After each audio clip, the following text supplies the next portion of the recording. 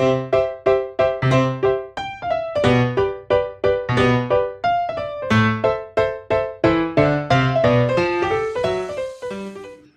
Morning বন্ধুরা, সবাই কেমন আছো? তো সবাই নিশ্চয়ই ভালো আছো। ভালো থেকো আর সুস্থ থেকো আর সাবধানে থেকো। ওয়েদার চেঞ্জ হচ্ছে, সবারই শরীর খারাপ।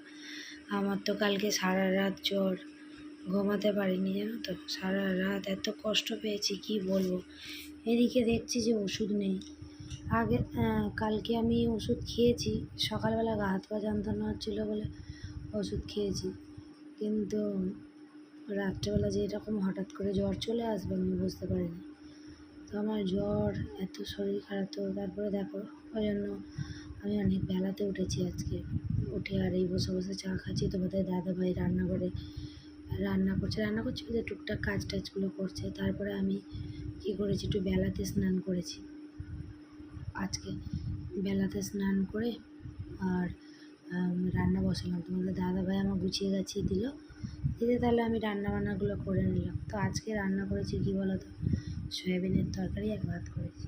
তো তারপরে রান্নাঘরটা ভালো করে একটু পরিষ্কার করে নিয়েছি, ভাতটা বসিয়ে দিয়ে। আজকে যেহেতু শনিবার আর আজকে রান্নাঘরটা কি অপরিষ্কার হয়ে আছে, তো ওই জন্য আর ভালোও লাগছে না। শরীর এত খারাপ না, শরীর খারাপ থাকলে কিছু ভালো লাগে না গো, কিছু কাজে মনও আসে না। আর গা হাত পা যেন ছনছনে পাকা ফোঁড়ার মতো ব্যথা, জানো তো। খুবই কষ্ট হচ্ছে, ভালো লাগছে না। যাই হোক, আর করতে তো হবে, মেয়ে হয়েছি, ঘরের বউ হয়েছি, তো ওই জন্য করতেই তো হবে, বাধ্য, কিছু করার নেই। আর আমি না কিছু করলে না যদি উঠি, তো বাচ্চারাও না খেয়ে থাকবে।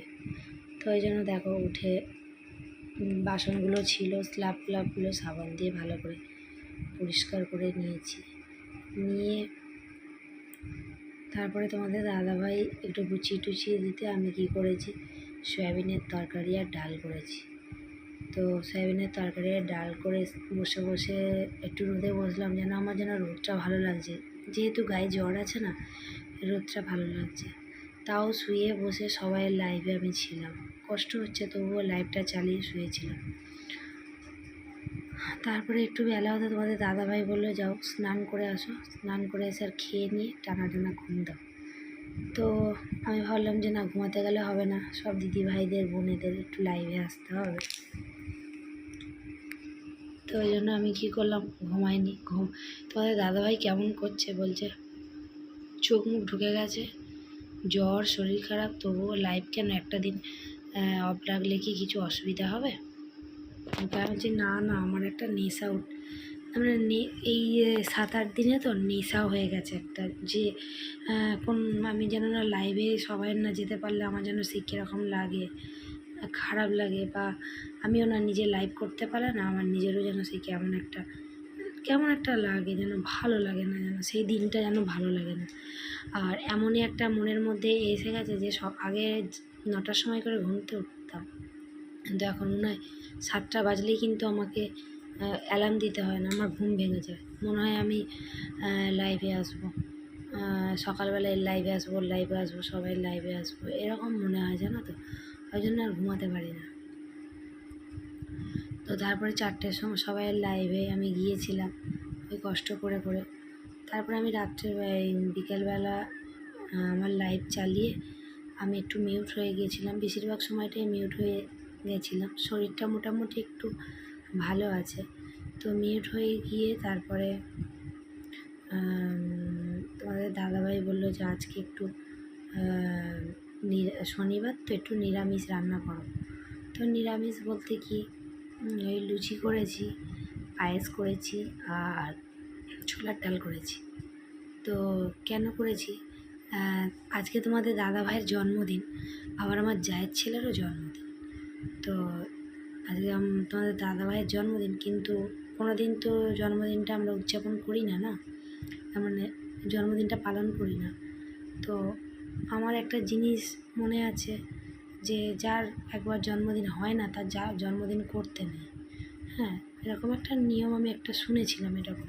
তো ওই জন্য আমার যেন সেই কীরকম একটা লাগছে, আমি বলছি না, কোনো জন্মদিন কিছু না, এতদিন করিনি মানে কোনো জন্মদিন কিছু না। এমনি খাওয়ার ইচ্ছে হচ্ছে সবই রান্না করবো বলে দেখো ছোলার ডাল করেছি। তো তোমাদের দাদা ভাইয়ের আবার কী হয়েছে দেখো, সবাই এক এক করে বলছি না, শরীর খারাপ পড়লে আমাদের বাড়ির সবাই এক এক করে, তোমাদের দাদা ভাইয়ের সারা গায়ে পুরো জারি ভর্তি হয়ে গেছে, ওষুধ খাচ্ছে জানো, খেতে পাচ্ছে না কিছু আজ 2 দিন ধরে।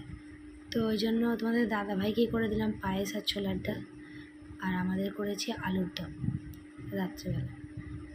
রাত্রেবেলা আলুর দম। তো তোমাদের দাদা ভাইয়ের গলায় গালে জারি হয়েছিল ওই জন্য।